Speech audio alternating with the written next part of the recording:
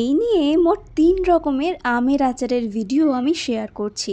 পরিবারে অনেকগুলো লোক, আর সকলের পছন্দ আলাদা হবে এটা তো স্বাভাবিক।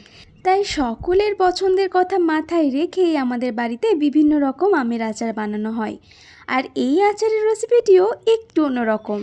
আমগুলোকে প্রথমে গ্রেটার দিয়ে গ্রেট করে নিতে হবে।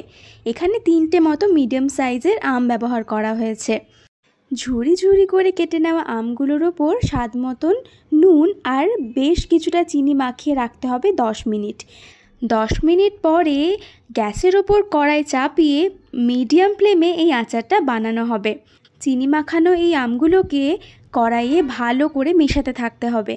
ঠিক যখন দেখবেন আমের আচারটা এমনভাবে আঠালো হয়ে গেছে, তখন ওপর থেকে 2 চামচ ভিনিগার আর ভাজা মশলা ছড়িয়ে সব কিছুকে ভালো করে মাখিয়ে নিলেই আমের এই ঝুরি ঝুরি আচার একদম তৈরি।